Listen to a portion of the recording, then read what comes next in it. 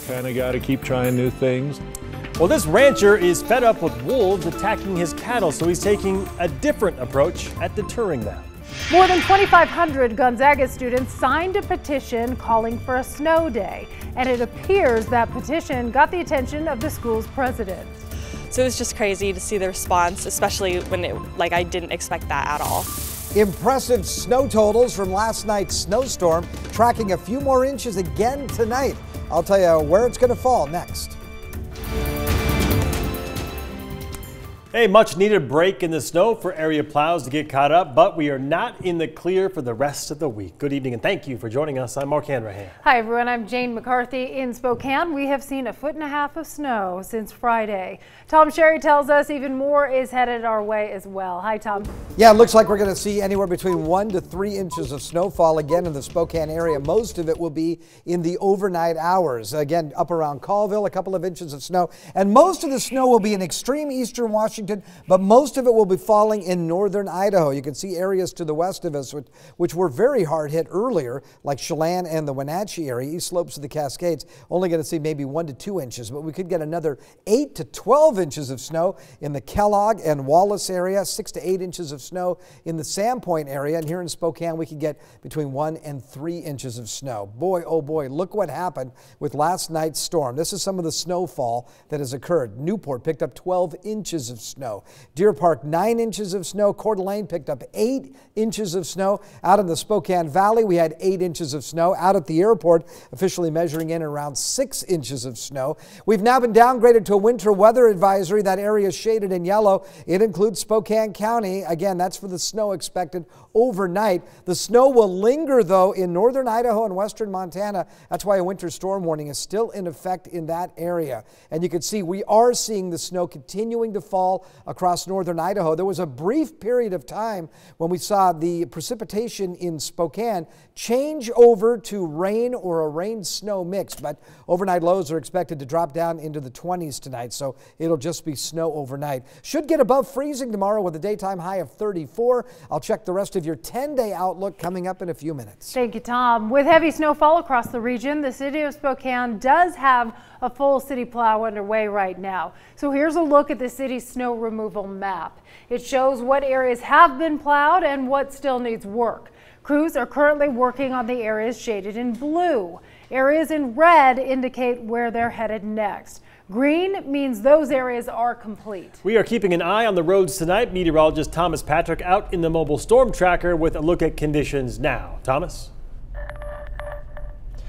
Hey Mark, so we made our way back to the South Hill and we've been driving around for the last hour just looking for some roads that haven't been plowed because let's face it, I-90 and a lot of the major roads are looking just fine, but I found something. This is 62nd Avenue and we're barely going 10 miles per hour, and this definitely has not been plowed in the last 24 hours. Some considerable snow depth on the road, and we're in four-wheel drive going about 10 miles per hour, but I would imagine if you have one of those small compact cars, I mean, your front bumper might even be scraping across the top of the snow just right here on the road. So we're taking it really, really easy. But this is probably just one of the worst roads that we've seen all day because, well, a lot of the major roads are doing just fine. It's just turning out of these roads is just so slippery, and it's hard to get enough traction to get up to speed on those major roads like Regal. So yeah, taking it easy on these roads. A couple other observations that I've been noting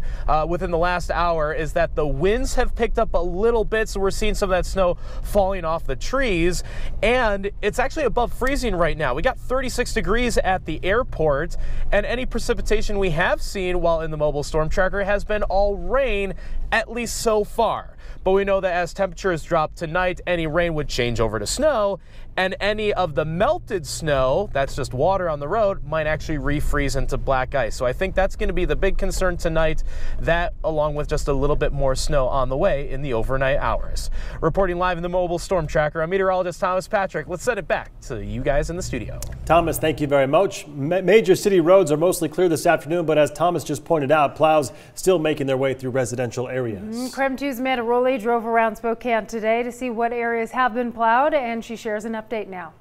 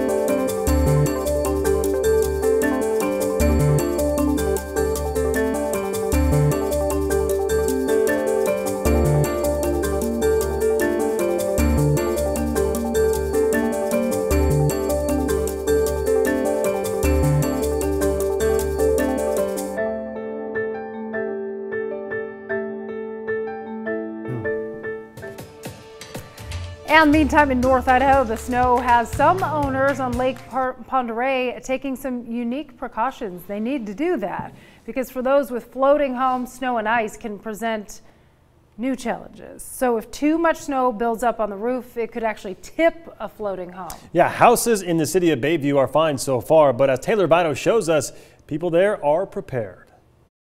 Okay, for now, no homes are starting to tip here. None are sinking. Everything is okay. That's the good news. Still, though, when it's snowing like this and there's some heavy snow, it's something that both homeowners and managers have to keep their eyes out for. There are snow shovels, and then there's this thing. When it comes to getting snow off of a roof, some people in Bayview know all about it. The reason? If too much of this stuff builds up on a roof of a floating house, it can cause this. You see, this is video from a couple of years ago. Heavy snow caused homes on the water to lean. A boat sank too. It can be a real hassle for the snow if you're not out there shoveling off the roofs and everything. You got to keep on top of it. Again, everything is okay for now, but those with float homes, or even former Bayview residents like this guy, know to keep an eye out. If you don't have all your appliances or whatever, or too top heavy, they'll start to tip, and then you got damage from your building not only, but your neighbors' buildings because you're crashing into them. Most float home owners are gone this time of year, no surprise, so the owners of Bayview marinas stay busy keeping an eye on everything. An extra price to pay for an especially unique place to live, one that's relatively quiet in the winter with a tight-knit community to boot. We all help out each other. We always have each other's back, no matter what it is. You drop what you're doing and help out the other person. In Bayview, Taylor Vino, KREM 2 News. I kind of checked every hour. Didn't think it was going to do anything. Well, Gonzaga University canceled class today because of the weather. School leaders may have gotten a little encouragement from a student petition. More than 2,500 signatures were collected for a petition to close the GU campus and give everyone a snow day. KREM 2's Alexa Block caught up with a student who started that whole thing.